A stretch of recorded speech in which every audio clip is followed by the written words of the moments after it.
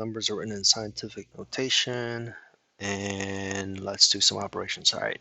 A, when you are adding or subtracting, you've got to line up the placeholders, or you've got to make sure the exponents on the tens, base tens, are the same. Then you can just do your normal addition or subtraction, and it's conveniently 4's the same. Adding 3 and 3 is 6, and 1 and 5 is 6. So 6.6 times 10, and the 10 to the 4 is going to stay the same. All right, you don't have to worry about sig figs, so they have exactly the same amount of precision.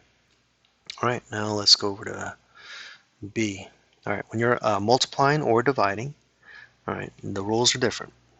And this is actually the rules you'll use almost all the time in chemistry. There's like a couple places you might have to add or subtract numbers that have scientific notation, but the vast majority of the time it's going to be multiplying or dividing, and honestly that's just the easier one to remember. The measurement with the fewer number of significant figures is how many sig figs your answer has to have. They're both 2, so your answer has to have 2 digits. To do the computation, you're going to do that operation, which is division, with the coefficient. So 7.2 divided by 1.8. All right, that's what you're going to put in your calculator. Your calculator has no idea about these rules, so it's just going to spit out 4.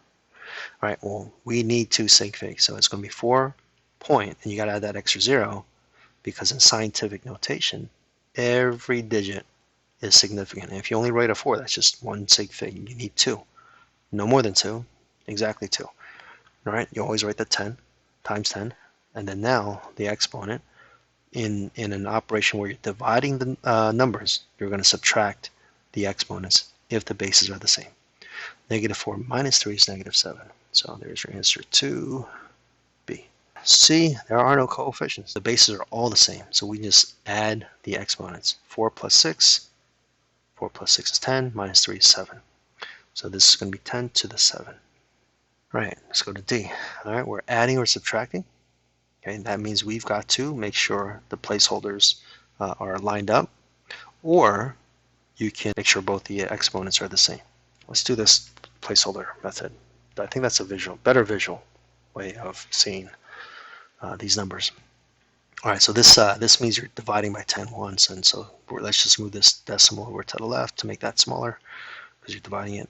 So it's 0.912. I'm just rewriting this number in the standard form.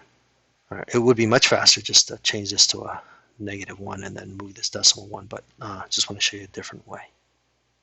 All right, now let's change this number to standard form by moving the decimal over 2, because you're dividing by 10 twice with that negative exponent. All right, so when we do that, it's going to be 0.047. All right, so now look, they're all lined up, same precision. We need, see, there's a number right there in the 1,000th place. All right, so you need an answer there, and nothing more. All right, it's got to match the precision of the least precise measurement. They're both the same precision. They both have, the last decimal is in the same spot, is what I'm saying. All right, so 2 minus 7 is 12 minus 7. Let's borrow one there. All right, so 12 minus 7, 5. We're going to borrow one from there. All right, so that's 10 minus 4, 6. And now that's an 8. And just use your calculator if you want. So there is our answer. Now let's turn that back into scientific notation. Move that decimal 1, swing to the right to make the coefficient between 1 and 10. So now it's 8.65. Write the times 10. There it is. E, we are multiplying. Yeah, multiplying and dividing is good, because all we do is just figure out which one has less sig figs. They both have 2, so our answer has to have 2. Love it. All right, so 5.4 divided by 3.5. Let me do that one more time. 5.4 divided by, it's not divide. All right, it's getting a little late. This is times. Come on, Mr. Lee. 5.4 times 3.5. That looks much prettier. 18.9. Okay, 2 sig figs, 2 sig figs. We need 2. So let's chop that thing off, and it's going to be 19.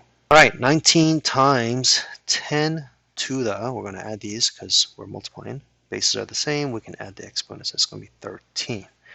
Now, let's take care of the scientific notation. The coefficient is larger than 10, and it's got to be less than 10, we can do that by swinging that decimal over to the left once, right between the 1 and 9. And then now it's greater than or equal to 1, less than 10.